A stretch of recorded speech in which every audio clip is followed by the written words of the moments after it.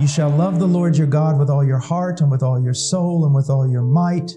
These words which I am commanding you today shall be on your heart. You shall teach them diligently to your sons and shall talk of them when you sit in your house and when you walk by the way and when you lie down and when you rise up. You shall bind them as a sign on your hand, and they shall be as frontals on your forehead. You shall write them on the doorposts of your house and on your gates.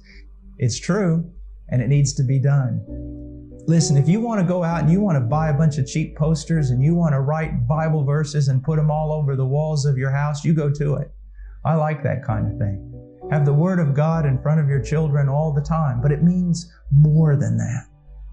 First of all, I see people use this text as a need to instruct their children in the law and wisdom and principles and all these sorts of things. And that's good. The law is advantageous. It teaches us many things. The wisdom of Proverbs and Ecclesiastes is absolutely excellent. And there are all kinds of life principles in the Bible, but that's not the point of this text. The knowledge of the Scriptures are a means to an end. They are not an end in themselves. And that end is not simply a moral life. It's not. Or living biblically, or like a Victorian person or a Puritan. That's not what the goal is here. Do you want to know what the goal of all this extreme stuff is about? This: love the Lord your God with all your heart, soul, mind, and strength. That's what you want to teach your children. Honestly. I don't want to take anything away from all these things of, just defining exactly what is the will of God and how do we do this and how do we do that and how should we practice courtship and what should marriage be like and how should you discipline children, and all of that is very, very good. But if you get all that kind of stuff without the big thing, you've missed the whole picture and you've just become a bunch of sad Pharisees. The goal is to love the Lord your God with all your heart, soul, mind, and strength. When you walk outside and you see the most beautiful sunset you've ever seen in your life, and it just takes your breath away, what did you do in order to appreciate that sunset? What did you do in order to get it to take your breath away? Well, you did absolutely nothing. It did all the work. All you had to do was see it. And it was so spectacular that it took your breath away. Well, that's how you learn to love God more. You see, you can't just get a whole bunch of principles teaching you about the love of God and then somehow memorize all of them and get them to make you love God more. You love God more by knowing more about God. You see, God is altogether lovely. He is. Now, if your heart has been regenerated by the Holy Spirit, that heart will appreciate the loveliness of God. So all you need to do is show it more of God's loveliness. In order to get this type of just love and joy and everything in the house with regard to God, you teach them about God. And not just things about His righteousness and His justice and His wrath, even though those are very important. You ever taught your children on the beauty of God, the joy of God? Well, let me ask you this. Have you, as a father, ever been so just happy in the Lord that you just came through the living room singing and dancing, grabbing your children and spinning around and throwing them on the couch? Do you see what I'm saying? It's something they need to see who God is in the Scriptures. They need to see His beauty, His excellence. So let me put those in plural, His beauties and His excellencies, everything about Him, they need to see it. And if God has regenerated their heart, they'll grow to love Him more and more and more.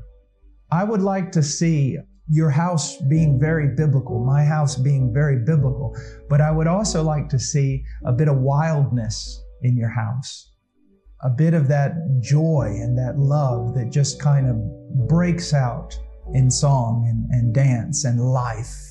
Yes, we need to have all these verses on the walls of our home, and we need to teach our children all sorts of principles, but we don't need to miss the big picture. And what is the big picture? Love the Lord your God with all your heart, soul, mind, and strength.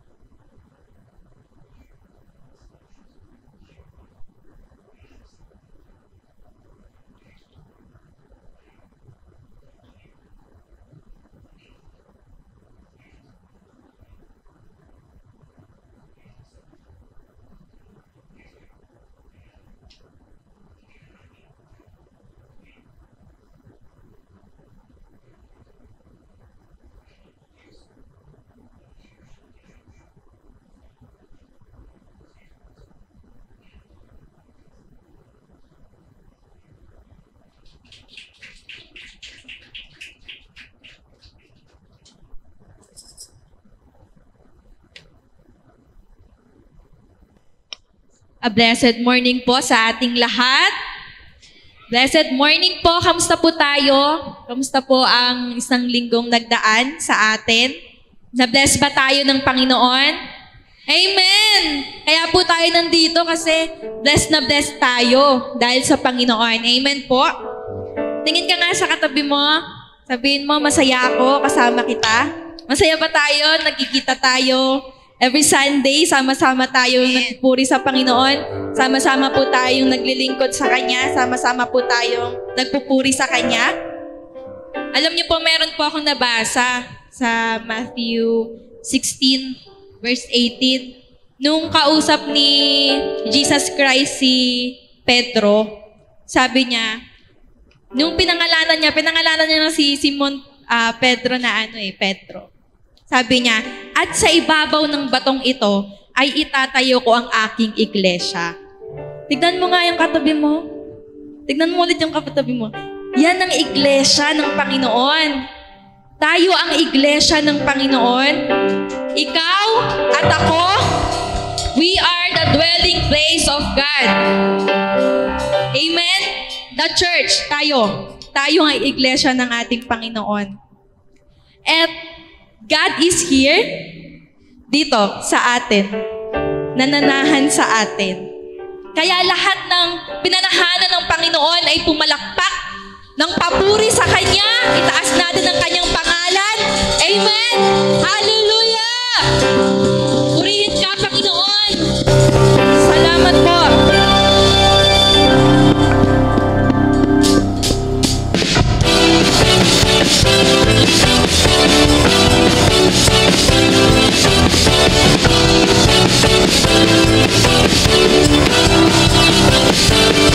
As for me, God came and found me. As for me,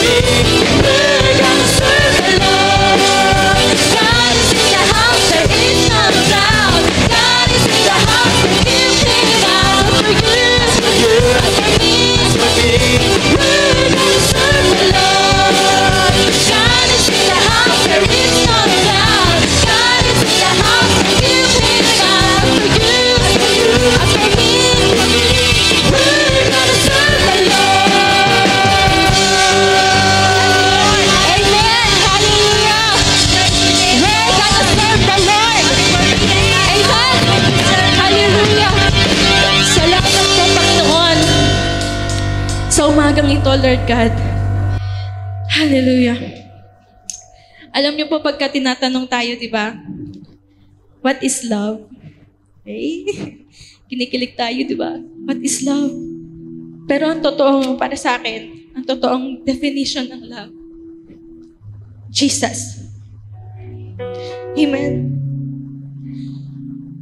Pagka inaalala ko kung gaano kamahal ng Panginoon, doon ko lang alam na yun yung definition ng love. Kasi isipin natin mabuti, sino ba tayo, di ba? Sino ba tayo para iligtas niya? Makasalanan tayo, hindi tayo perfect. Nagkukulang tayo sa Panginoon. But still, yung kabutihan ng Panginoon, nandyan pa rin. Amen. Kaya sa umagang ito, mga kapatid, magpatuloy po tayo sa pagpupuri sa ating Panginoon. Salamat po, Panginoon. Nung una pa lamang po, Lord God, pinili mo na kami. Labis-labis po ang aming papasalamat, Panginoon. Salamat po.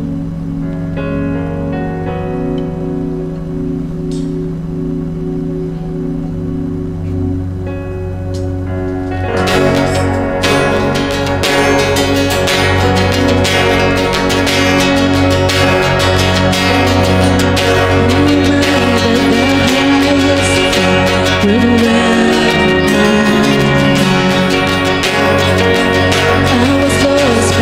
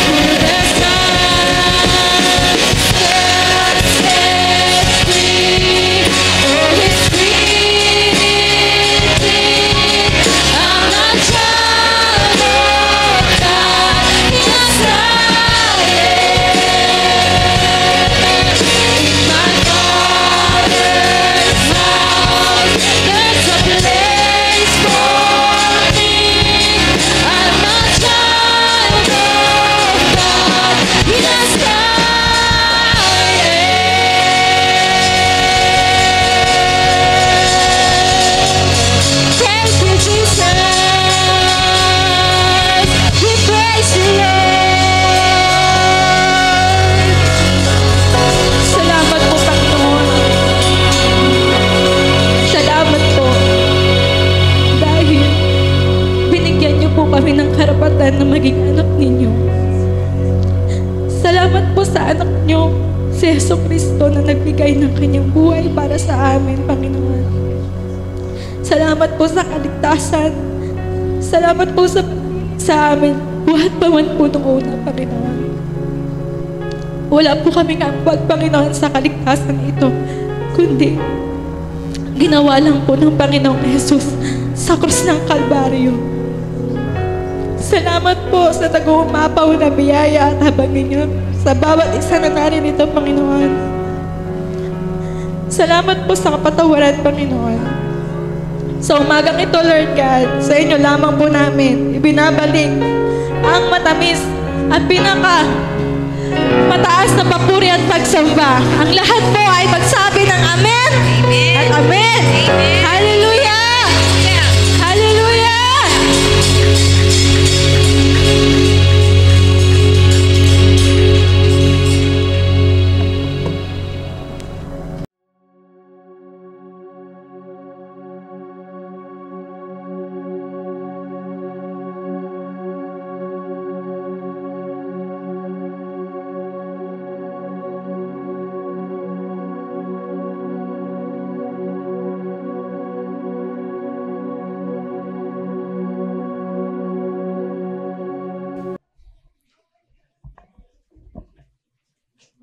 Tayo po'y manalangin. Ama, una po sa lahat, kami po'y nagpupuri, nagpapasalamat sa iyong hinandang mabuting bagay para sa iyong iglesia. Salamat po una sa buhay ng mga hanggang iyong pinangako. Nang tinapos ng Panginoon sa krus ng Kalbaryo lahat upang kami magpapay. Papasalamat po kami sa bahay ng aming Ama. Meron po kami lugar. May silid po, Panginoon, na ipapalit sa katawang ito. Ito'y tahanan ng Diyos magpasawalang. Sinasamahan namin. Hindi namin kaya magkamit, pero ipinagkaloob na po ito sa amin. Regalo na po ito sa amin. Abot-abot na biyaya ang tinanggap po namin. Sobra-sobrang labis-labis na pagpapala. Hindi man kami karapat-dapat. Ginawa niyo po kami ng iglesia niyo po, Panginoon Jesus, pinapuli ka namin. Pinasasalamat. Dakila ka, O Diyos. Magpasawalang. Salamat po ng iglesyang ito'y ikaw po ang nagtayo, Panginoon. At kahit ang pintuan ng Hades, hindi makapananaig dito, Panginoon. Salamat po sa pangako niyo po. Ikaw po nag-ingat, ikaw po nagtayo, Panginoon. Tinayo niyo po kami para bigyan ka ng karangalan, bigyan ka ng papurihan. Salamat po na kami tinawag niyo po mula sa dilim patungo sa kaliwanagan ng paglilingkod sa iyong buhay, na pagpapalat ng ilingkod sa iyong iglesia. Salamat po sa mga kapatiran. Inipon niyo po kami upang bigyan ka ng karangalan. Inipon niyo po kami magpahayag, Panginoon, ang kagilalas niyo pong ginawa sa buhay ng Panginoon. Tayaan niyo pong habang kami nagpapatuloy sa paglilingkod at pakikinig na iyong salita. Patuloy po kayong magpakahayag sa amin. Kahit sa bulwagang ito, Panginoon, pakilala mo ang iyong katakilan, ang iyong kaluwalhatian, na walang ibang gaya mo, Panginoon Jesus. Salamat po sapagkat ikaw ang ulo ng iglesia. Kami po'y bahagi ng katawan upang magsama-sama sa ikaw pupuri na iyong pangalan. Salamat po sa mga kapatid namin, bagamat may maranas, pagsubok, bighatian, pagtangis, persecution. Nagpapasalamat po kami sapagkat kabahagi po kami sa iyong kaharian. Ito'y nagpapatunay, Panginoon, na kami iyong mga lingkod, kami iyong mga pinili, kami iyong tinubos, Panginoon. Kahakibat, Panginoon, na paglilingkod sa iyo, mga pinasasalamatan ka. Pinupuri ka po namin. At hayaan niyo po ano man ang mahayag sa aming kalagitnaan. Bawat linggo, hindi lamang sa linggo ito. Mahayag ang kaluwalhatian. Pagkokorek man ito, kaluwalhatian niyo pa rin, Panginoon. Ito may pagpapalakas kaluwalhatian. Salamat po, Panginoon, sa iyong salita. dalisay, walang kasiraan. Salamat po, Panginoon, ito'y nagbibigay ng buhay at nagpapatuloy na buhay at liwanag sa buhay ng iyong liwanagan. Salamat po, Banal na Espiritu. Akupahan niyo po ang aming mga kaisipan. Pangunahan niyo po kami maghari ka sa aming kalagitnaan. Pinupuri ka na po namin, pinapasalamatan sapagkat ang iyong salita ay laging hatid ay kagalingan sa aming espiritu. Pinupuri ka namin, pinapasalamatan ito po aming hiling at langit sa ngalan ni Jesus, aming Panginoon, tagapagligtas. Amen. Opo na po tayo.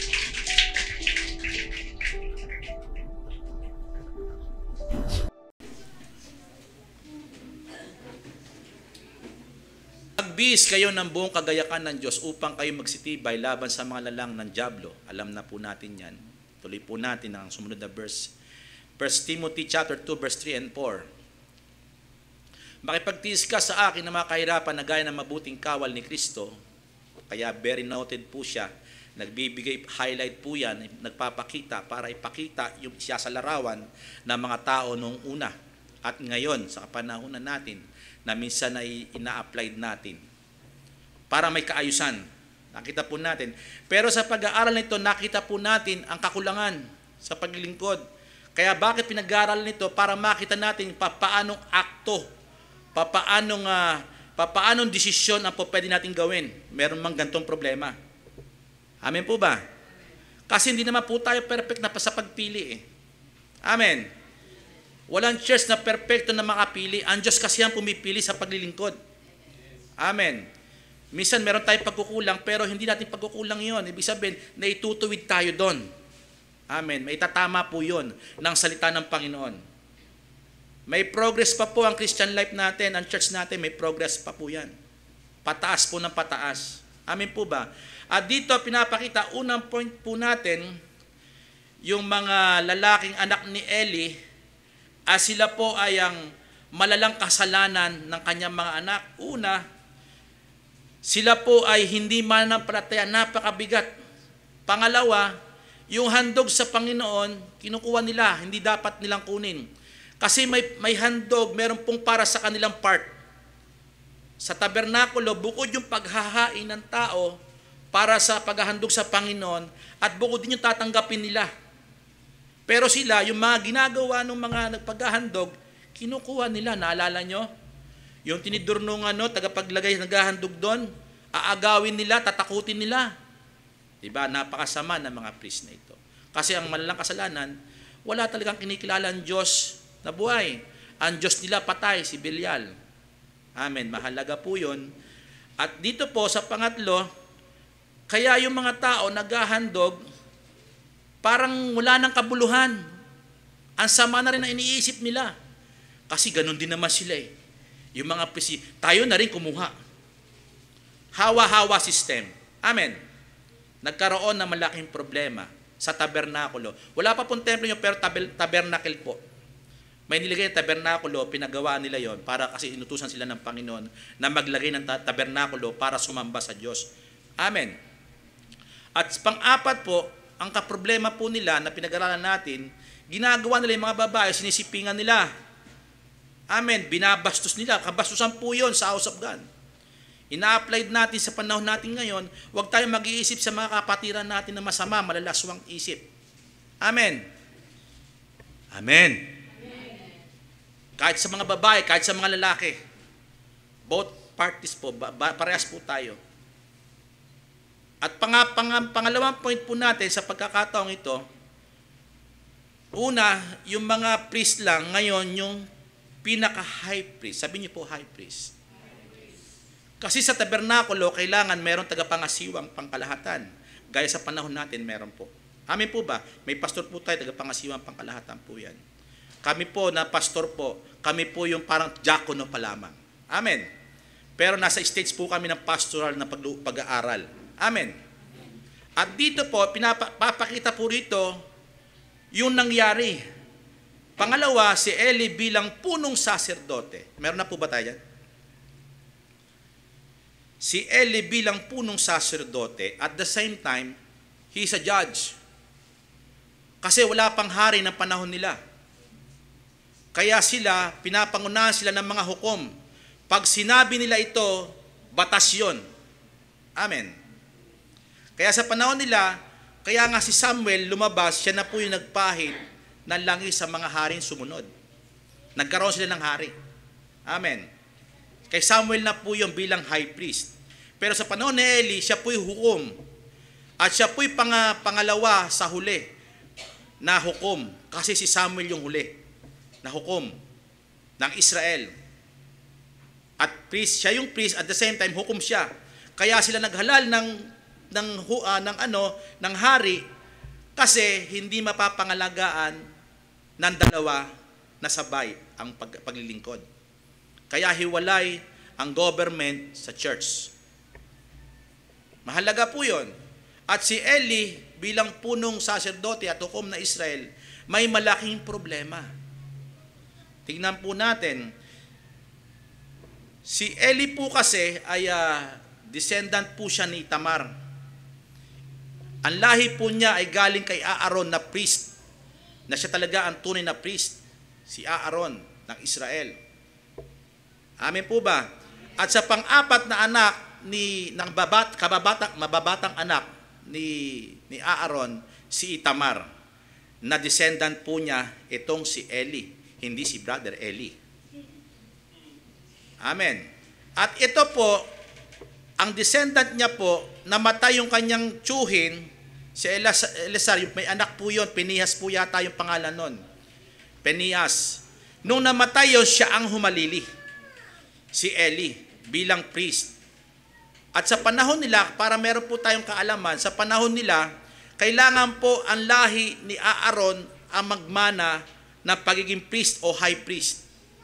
Hindi sa panahon natin, talagang lahat po pwede. Di po ba? Liban na lang ang babae.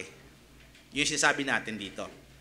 At tingnan po natin, konting ano lang po yun para alam natin, at si Eli ay naglingkod po na hukom at priest po ng 40 years. Wow, ang haba. At ang edad niyan, umabot pa ng 98 bago siya namatay. Pero sa masaklap na kamatayan. Pupuntahan po natin yon. At dito po, pinapakita, una, si Eli bilang punong saserdote at hukom, hindi siya mahusay mamahala ng sambahayan. Sabi niyo po, hindi mahusay. Pinag-aralan natin sa Timothy ang category o yung qualification ng bilang high priest. Ano po yon? Mahusay, may kausayan. Tapat, hindi nagkukulang. Di po ba? At very yung kanyang mind ay vigilant. Di po ba? Hindi sakim sa salapi. Di po ba? Sino nakakaalala? Di po ba yun mahusay? Ito, hindi mahusay. Hindi mahusay mamahala sa kanya sambahayan. Kasi ang qualification dapat mahusay mamahala, hindi baguhan eh. Amen. Mahusay mamahala ng sambahayan. Pero ito, may problema, hindi siya mahusay. Ayon po sa verse 22 to 25, yaan lang po siguro tayo at sa susunod na po natin itutuloy. Pero may mapupulot po tayo sa mga verses na to, 22 to 25. Hindi mahusay mamahala ng sambahayan. Una, basahin po natin sa verse 22 yan at 13. Kung mapapansin mo po dyan, si Eli na high priest, na tagapanguna na Israel as a judge, at the same time siya po'y priest, siya po ay konsintidor. Sabi niyo po, konsintidor. Kasi bakit? Anak niya yung naandun eh. Nagkakasala anak niya eh. Po ba? Isa po, tinotolerate niya ang kasalanan ng kanyang anak, even nagpayo siya bandang huli. Makikita po natin yan. Bakit nagpayo siya, hindi siya dumisiplina. Pero tinotolerate niya. Basahin po natin para malinaw. Si Eli nga ay totoong matanda na. Sabi niyo po matanda na. Ibig sabihin, at the age ng kanya siguro 90, 96. Kasi 98, doon siya na po namatay eh. Pero yung panahon na yun, dyan yung palang nakita na nagkakasala anak niya. I don't think so. Alam niyang may kabulustugan na nangyayari sa tabernakulo. Amen. Kinonsinti niya ang ginagawa ng kanyang mga anak. Kaya siya hindi mahusay, mamahala na sambayan. Amen. Can I hear? Amen. At dito, pinapatunayan, kung babasahin pa natin, yung nabalitaan niya, balitaan sa labas. Samantalang priest ka sa loob. Amen. Bakit doon pa niya mababalitaan? Kasi, bakit niya ngayon palang inaayos? Alam niya na mangyayari sa loob, nagiging kahiyan na yung tabernakulo na paglingkod. Kaya gusto niya na ngayon, ayusin. Pero huli na ang lahat. Amen.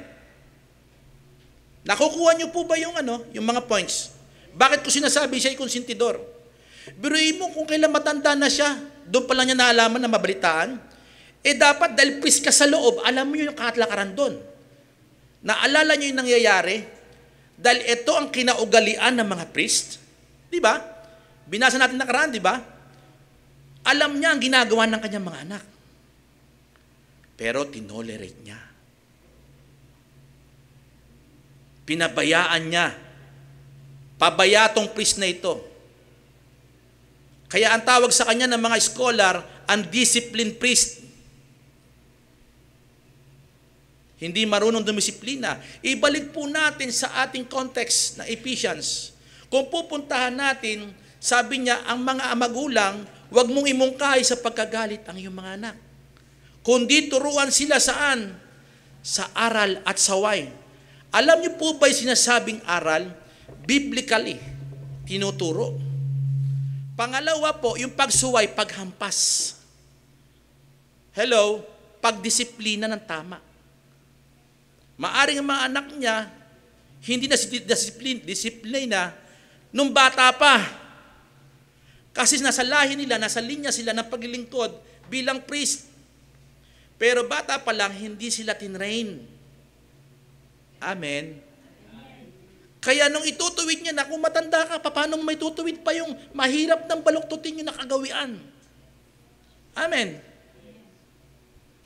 Halimbawa, ikaw, nasanay ka, si Deacon Mau, sanay yan na pang magdamag eh. Diba? Subukan mo si Deacon na pagtrabaho sa araw, maninibago yan. Amen po ba? Ganoon din ito, nakasanayan na. Kaya sinasabi ritong konsididor at tinotolerate niya ang kanyang mga anak. Dahil doon pa lamang, nabalitaan sa labas pa yun, nasa loob siya. Amen. At sabi niya, sa buong Israel, kumalat na yung balita. Pero sa loob pa lang, alam nang may balita, dahil siya yung priest doon eh. Ano tawag sa kanya doon? Hindi siya priest. Hindi siya high priest. Kasi nga, hindi niya tinitingnan lahat siguro yung nangyayari doon. Hindi po, alam niya nangyayari doon. Amen.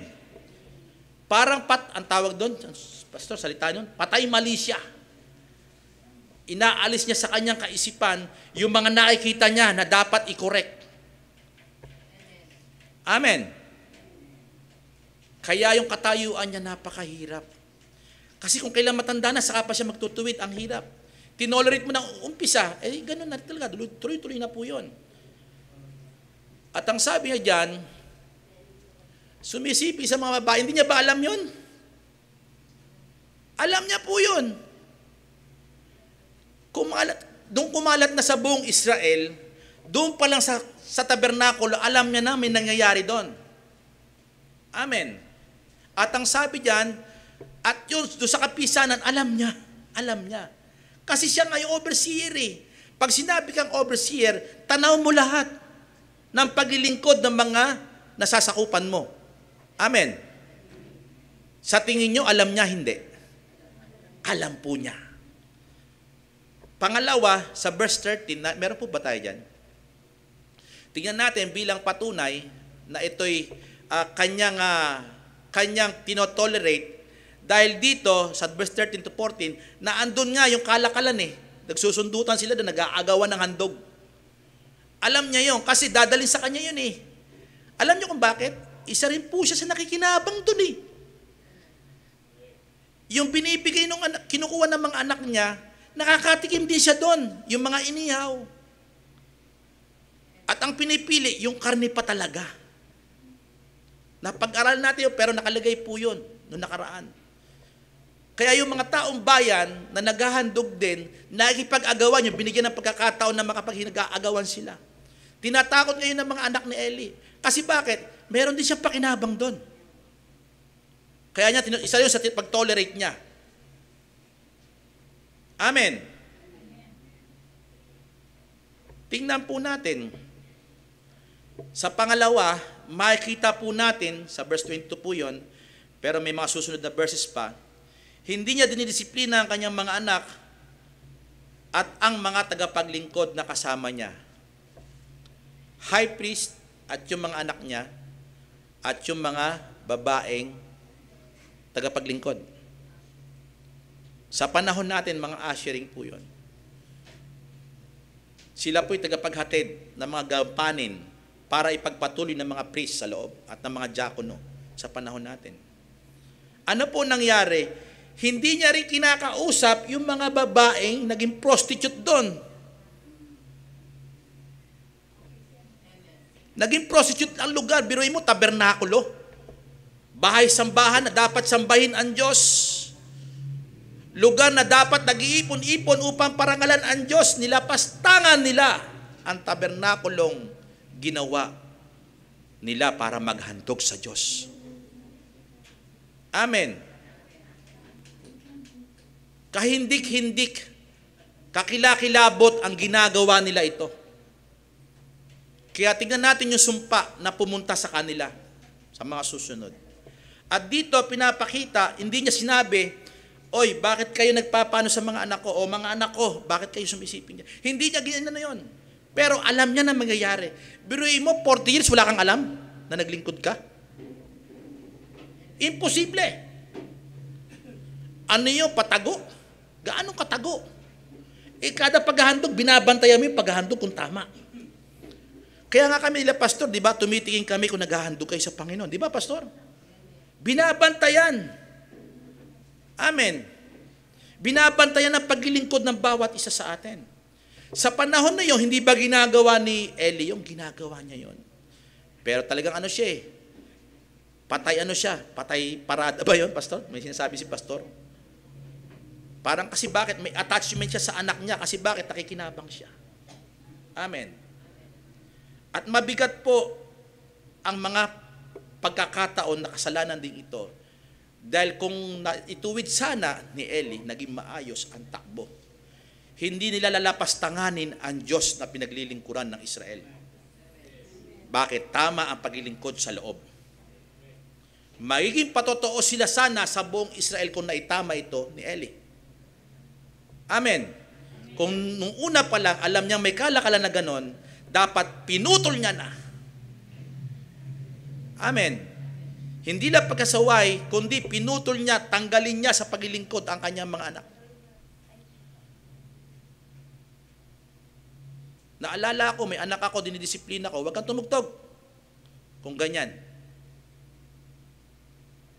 Para hindi ako pamarisan. Hindi dapat natin no-tolerate pag nagkakamali ang mga anak natin. Amen. Kasalanan ay kasalanan. Matuwid ay matuwid. Ang paglilingkod na tama at hindi paglilingkod na tama, ibubukod natin. Ihiwalay natin. Kasi ang para sa Panginoon ay para sa Panginoon. Amen. Kaya sinasabi ko, kung sa ano ka, sa mundo ka, di sa mundo ka. Kung sa Panginoon ka, maglingkod ka sa Panginoon. Pero i-encourage kita, maglingkod ka sa Panginoon, iwanan mo ang mga bagay na hindi maganda. Amen. Maging mahusay tayong tagapamala, hindi gaya ni Eli. Alam niya ang nangyayari, tinolerate niya. Undisciplined priest. Pangatlo, pupuntahan natin yung verse 23 and verse 25 dahil ito ang mabigat at dito po tayo maglalawig ng konti at magtatapos. Si Eli ay hanggang salita, walang gawa. Sabihin niyo po, hanggang salita. Wala sa gawa. Mapapansin natin ito sa verse 23 ng chapter 2 ng 1 Samuel. Siya po'y nagsasalita, nagtuturo, pero hindi niya ginagawa ang pagdidisiplina doon sa nasasakupan niya. Maaring si Eli ay magaling sa labas sa Israel. By the way, si Eli is a Jew. Jews po siya. Siya po'y Hudyo, lahi po siya ng Hudyo. At sa buong Israel bilang hukom, siguro mahusay siya. Pero sa panahon natin, hindi gayon. Wow, ano pang salita yon? Hindi ganun po. Nagagaya ko yung isang tagapagturo na hindi gayon. Alam niyo po ba, Batanggen niyo po ba yan?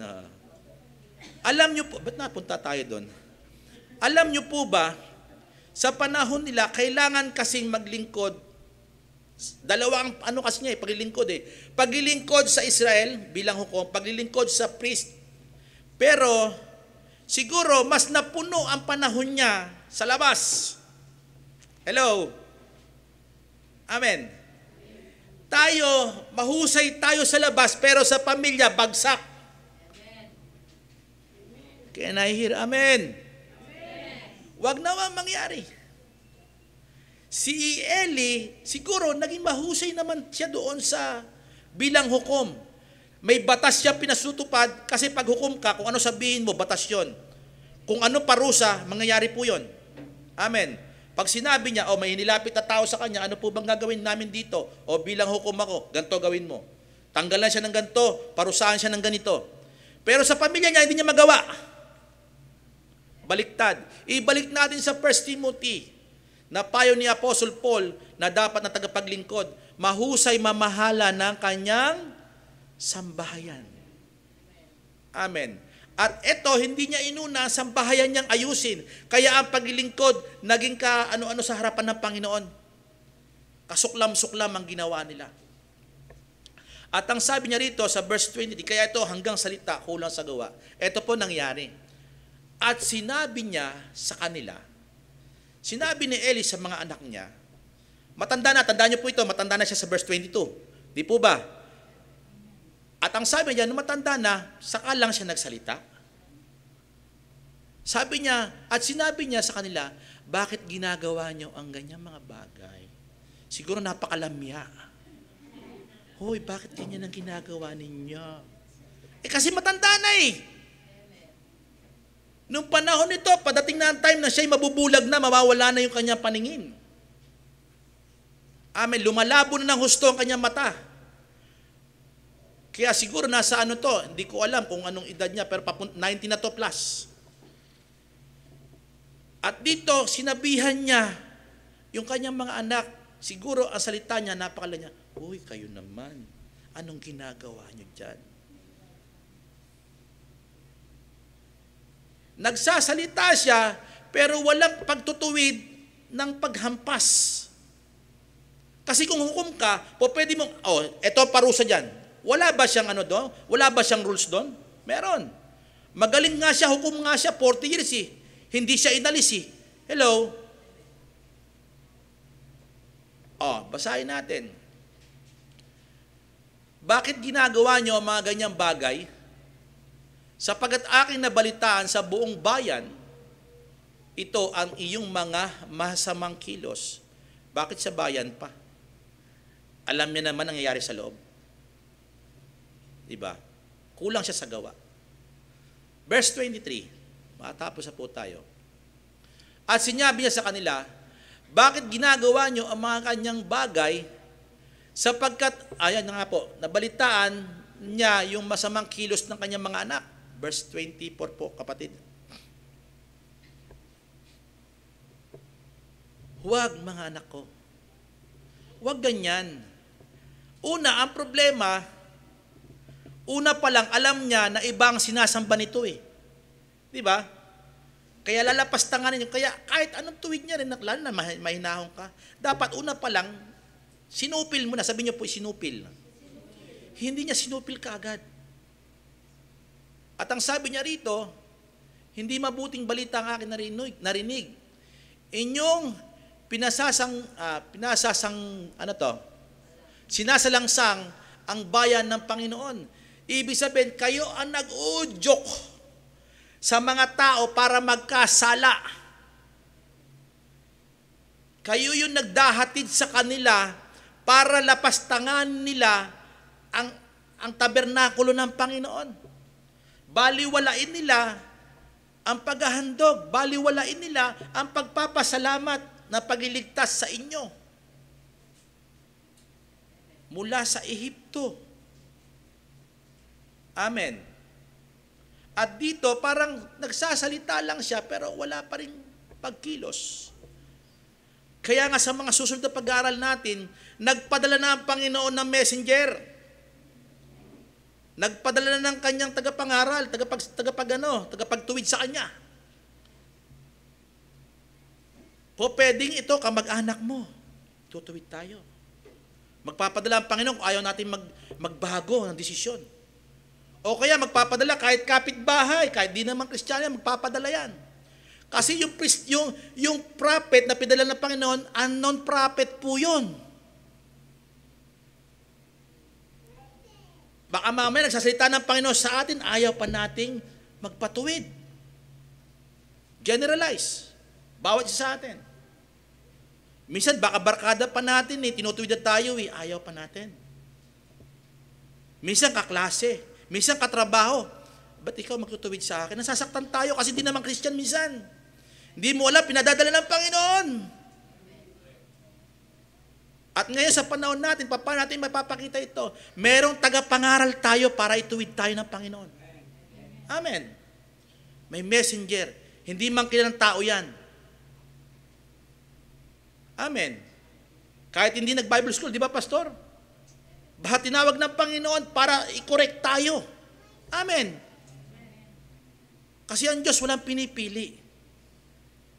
Pero pinabayaan niya yung naririnig niya. Ni Eli. At ang sabi, sa verse 20, kaya siya yung salita niya, yung salita niya walang gawa. Yun nga, nangyari. O verse 24, pinapakita dyan na yung nangyayari, alam niya na yun kasi hukom din siya na Israel eh. Di po ba? Alam niya sa sambahayan, meron man din na magandang paghahandog ang ginagawa nila. Kaya siya, parang salita na lang po ito.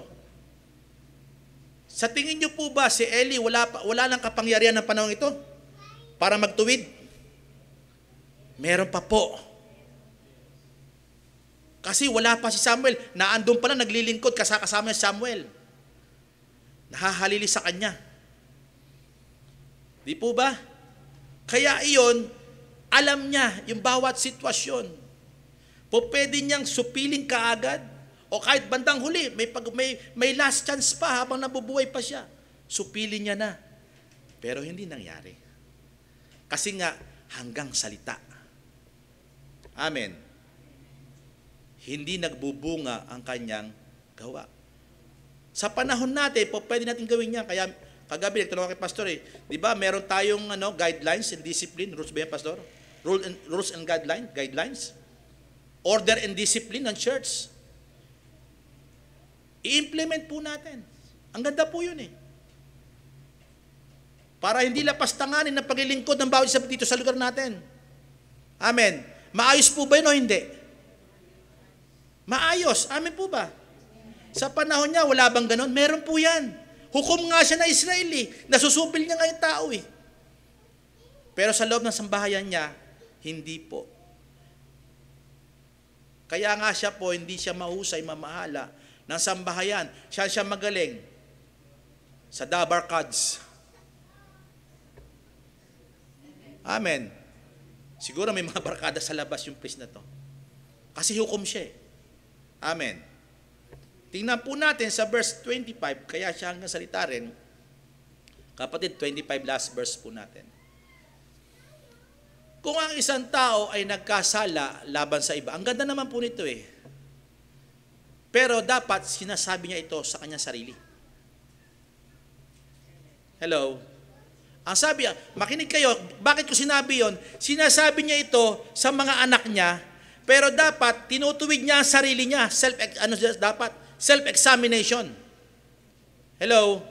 Minemeditate niya, yung pagkukulang ba ng anak niya, dapat pagkukulang niya yon. Hello? Kaya siya hanggang salita. Hello? Kaya ang tao o lalaki o sino po dito yung mga tatay ng tahanan? Pakitaas po ang kamay.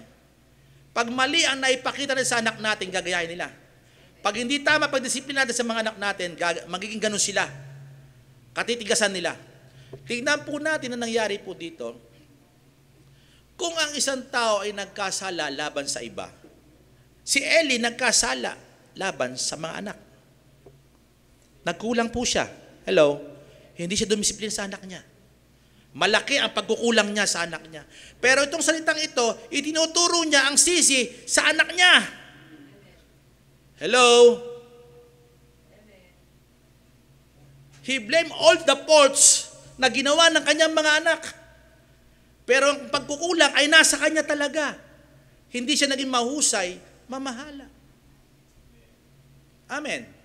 At ang sabi niya rito, dapat tinuturo niya sarili niya. Pero sinasabi niya ito sa mga anak niya. Kung ang isang tao ay nagkasala laban sa iba, ay hahatulan siya ng Diyos. Hindi niya ba alam, sinasabi niya, bumabalik sa kanya? At ang sabi niya rito, ngunit kung ang isang tao ay magkasala labang sa Diyos, ang pagkakasala mo sa kapwa natin tao, hatulan ng Diyos. Pangalawa, pag nagkasala ka mismo sa Diyos, kasi ito, paglilingkod po ito eh. Hello, pananagutan ng tao po ito eh, ng tagapaglingkod eh. Sabi niya, ngunit, sabi niya rito, kung ang isang tao ay nagkasala laban sa Panginoon, kayo, mga anak ko na naglilingkod, sa Panginoon na kayo nagkakasala. Yun ang sinasabi niya rito. Which mean, dapat sa sarili niya, yun din yun, nagkakasala rin ako sa Panginoon. Amen. Dapat baturin yun sa kanyang sarili. Amen. Pero kaya nga siya, hanggang salita lang, hindi niya naman kaya supilin sarili yung mga anak niya, dahil siya rin. Hello. May kapatid nga ako narinig sinabi, anak, ewan ko, sino yun anak, wag mo nang gayahin si Papa. Ginto lang gawa ko. Huwag nyo nang gayahin, masama yun. Pwede ba yun? Hello? Huwag nyo gagayahin si Papa, mahinginom paano di gagayahin, mahinginom ka? Hello? Kung ano puno, yun ang bunga. Gagayahin po talaga Siguro nakita rin ng mga anak niya, bumibingwit din doon si Eli. Doon sa inihandog. Hello? Kaya lalo sumama. Kaya ito, dapat sa sarili niya na sinasabi, kung nagkasala ang tao, sa tao, paparusahan ng Diyos. Pero pag mismong sa Diyos ka nagkasala, sabi niya dyan, sino ang mamamagitan sa Kanya? Buti pa yung priest, buti pa yung ako, sinasabi niya ito buti pa ako, may namamagitan pag may nagkakasala dyan sa Israel. Yun ay ibig sabihin dito, kasi ako hukom na Israel Si Eli ay hukom. Pag may nagkasala, namamagitan. Pero pag sa Diyos ka nagkasala, sino mamamagitan? Dapat sinasabi sa sarili, nagkasala ako sa Panginoon, hindi pabayaan ko yung mga anak ko. Mananagot ako sa Diyos. Sino ngayon mamamagitan sa akin? Dapat sinasabi sa sarili niya yun. Amen.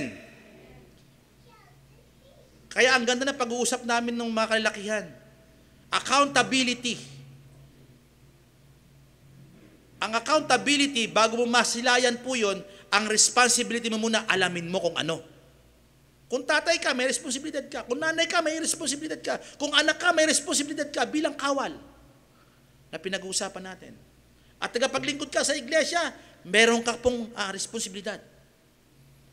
Dahil pag di mo ginawa, meron kang pananagutan. Amen. Kaya mabigat ang pananagutan. Dapat sa kanya niya sinasabi ito, nagkulang ako. Humingi dapat siya ng tawad sa Diyos. Pero hindi po siya ganoon. At sabi niya, sino mamamagitan? Sa kanya.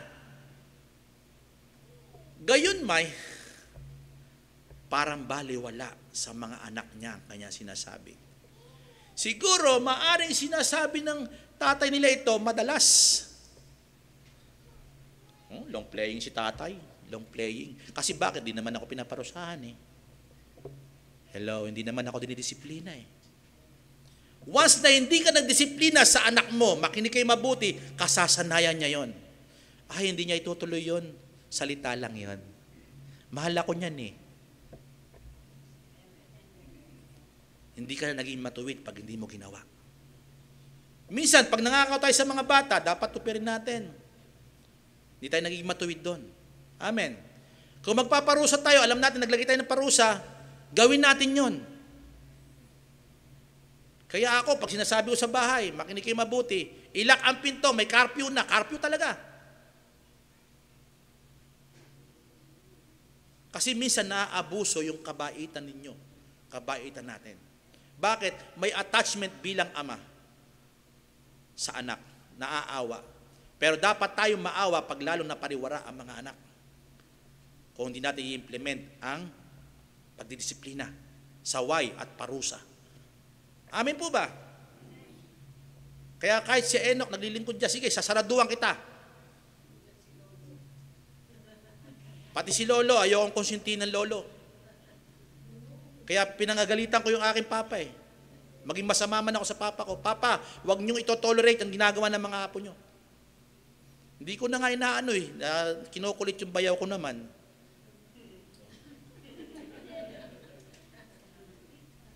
Kaya nga, gagawa talaga ng paraan eh. Isang araw, lalagyan ko na ito ng kuryente lahat, pati gate.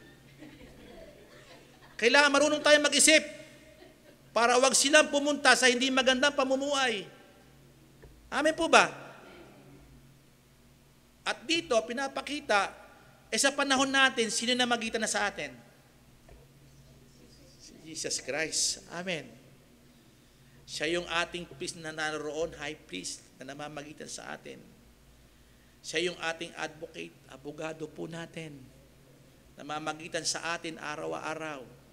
Pero dahil yung mga anak niya, sino nga ba ang mamamagitan, walang pananampalataya sa Diyos? Mabigat. Dapat pinili niya talaga yung tamang tagapaglingkod. Binaliwala niya. Hindi siya naging masuri sa mga anak niya na dapat siya maglingkod. Kasi po bakit? Kawawa po talaga pag inalis niya yung mga anak niya sa paglilingkod. Alam niyo kung bakit? Sa panahon nila, ang mga Levita hanggang labas lang. Sa mga priest, pag nasa loob ka, lahat ng yaman nasa iyo. Lahat ng kasaganayan nandun. Pag inalis sa pwesto ang mga priest, makinig kayo mabuti, pag inalis ng high priest, yung mga priest po doon na naglilingkod sa loob, alam nyo po, magagaya sila sa tagalabas na parang nanglilimos na lamang ng konting ambon doon na nagmumula sa high priest. Kasi pag lumabas ang high priest, di naghandog ang bayan at bibigyan yung mga Levites ng mga parte nila, ayon na sa nasusulat kung anong parte ang meron. Di ba, Pastor? Ang paglilingkod. Kasi mga Levita nasa labas, naglilingkod dyan eh, pinapakain nila yan.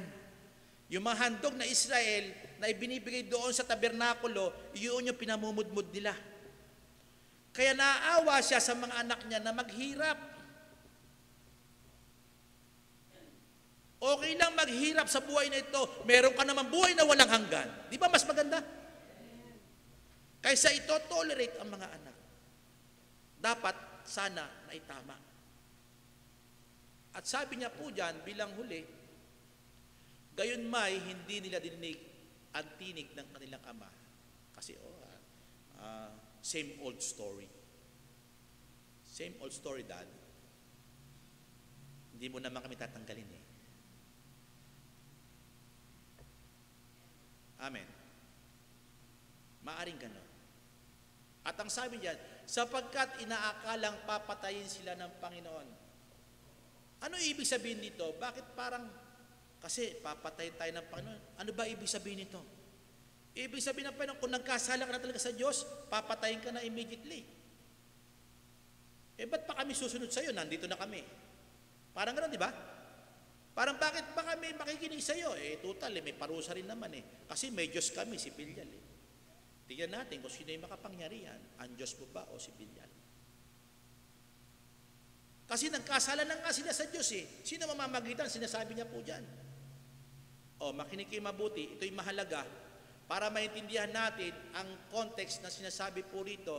Sa panahon nila, pwede siyang batuhin ng mga taong ito, yung mga anak niya, pag inilabas niya. Ngayon, madadamay siya doon. Natakot siya sa kahalili.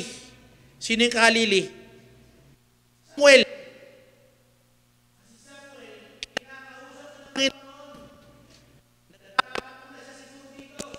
si Eli. Ito na ng tingin ng Diyos. Ang mata niya kay Eli, binupokus na ng Panginoon, ng Diyos, kay Samuel.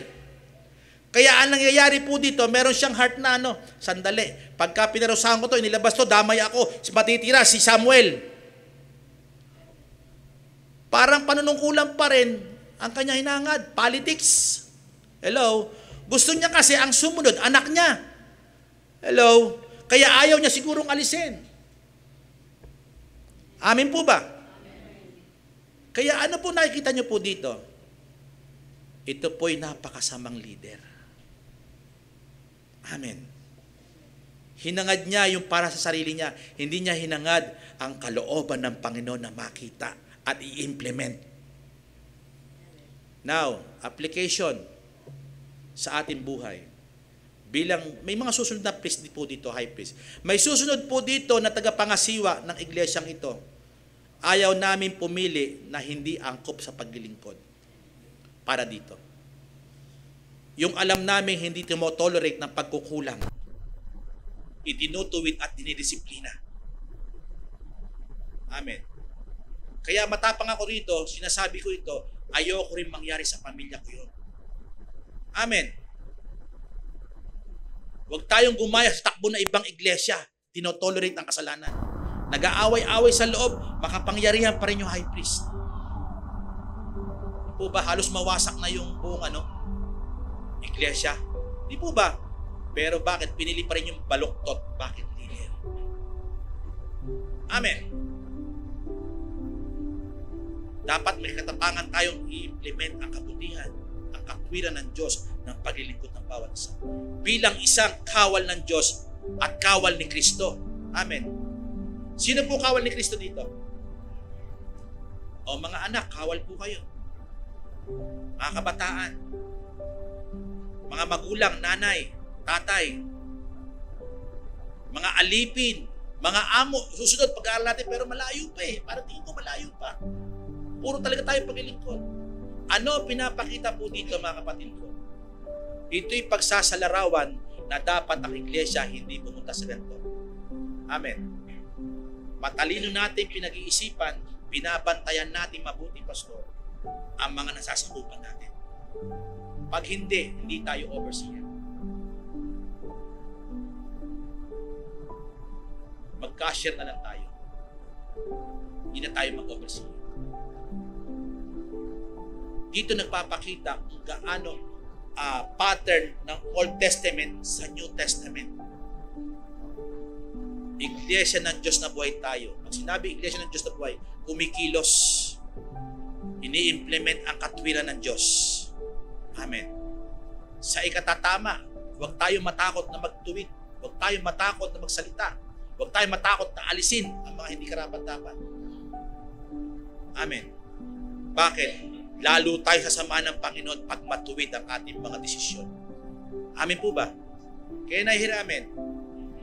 Ito'y sa larawan lamang po. Sa mga susunod po, ano na po yung hula sa sambahayan ni Eli? Mabigat po. Na pag-aaralan sa susunod. At sa pagkakataong ito, tatapos na po tayo. To God be the glory. Pero hindi pa po tapos ang Panginoon. Lahat po tayo nagkukulang. Amen po ba? Amen. Pero baka sabihin nyo, kasalanan malaki po yun. Kasi ang Panginoon may progress ng paglago. Amen. Pinunta natin yung Old Testament kasi ang bigat talaga ng katayuan nila. Hindi naman tayo ganun Pero ang mga turo doon, pinupulot lang natin unti-unti para tayo maging maayos. Amen. Para silipin natin na makabubuti sa gawain ng Panginoon. Amen po ba? Kaya nahihiramin. To God be the glory po.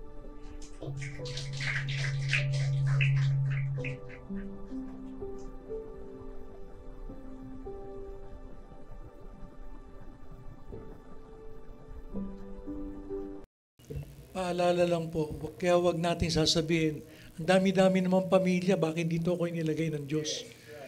Huwag natin sasabihin, ang dami-dami naman bansa, bakit dito ako sa Pilipinas nilagay ng Diyos? Ang dami-dami naman lahi, bakit ako naging Pilipino? Ang dami-dami naman na lalaki, bakit ito binigay ng Diyos sa akin? Alam mo, lahat may katakdaan ng Panginoon at para sa kanyang kaluwalhatian. Hindi natin pwedeng tanungin ng Diyos dahil tinakda ng Diyos ang lahat. Mas marunong pa ba tayo sa Panginoon? Kaya dapat natin tanggapin kung anong kalooban ng Panginoon sa ating mga buhay. Magpasakop tayo dahil sabi nga, your will be done, Panginoon. Ang kalooban mo masunod sa buhay ko. Purihin ka, Panginoon. Tayo po lahat ay tumayo para sa pangwakas na panalangin. Ama naming Diyos, tunay nga po, Panginoon, na napakalalim ng inyong pangunawa. Napakalalim ng inyong kaisipan. Hindi namin ito sukat maarok, Panginoon, pero kahanga-hanga ka. Ang punot dulo sa lahat ng ito sa buhay namin ay ang inyong kaluwalhatian. Tunay nga, Panginoon, wala kang planong kapahamakan sa amin. Ang plano mo sa amin ay dulutan kami ng pag-asa sa hinaharap at gawan kami na mabuti. Ang punot dulo ng lahat na ito ay ang pawang kabutihan namin. Kaya kami, Panginoon, sa aming pagkakatuto, sa aming pagkakarinig ng banal mong salita, nagpapasakop kami, Panginoon, sa inyong banal na kalooban. Lord, let your will be done in our lives. Your will is good, perfect, and acceptable sa aming mga buhay. Nagpapasakop kami, Panginoon. Lord God, masunod ang kalooban mo po dahil ito'y mabuti. Panginoon, bagamat hindi namin maintindihan, hindi namin maarok, pero Panginoon, nagtitiwala kami, Panginoon, sa inyong kabutihan sa aming buhay. Lord God, ang ginagawa mo ay para sa aming kabutihan at para dulutan kami ng pag-asa sa hinaharap. Salamat po, Amang Diyos. Salamat po na ikaw ang may hawak ng buhay namin. Ikaw ang nagpapatakbo ng buhay namin. Kami nagpapasako, Panginoon, kung anong gusto mo mangyari sa buhay namin. Salamat po, Amang Diyos, na mas lalo ka naming nakikilala sa mga pag-aaral na ito. Mas lalo kaming lumalago sa biyaya mo at pagkakilala sa inyo, Panginoong Hesus. Salamat po, Ama. At tunay nga po, Panginoon, sa aming pag-uwi, gabayan mo po kami, ingatan mo po, ilayo mo kami sa sakuna.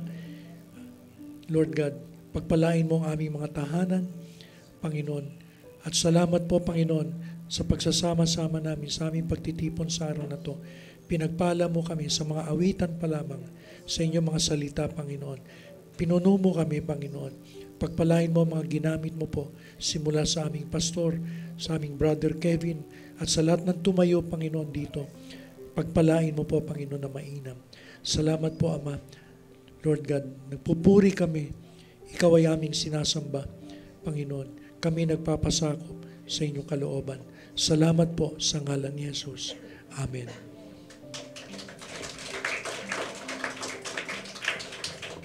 Sumainyo ang pag-ibig ng Amang Diyos, ang biyaya ng Panginoong Hesus, at ang pagsama ng banal na Espiritu sa lahat ng araw ng ating buhay. Amen at amen.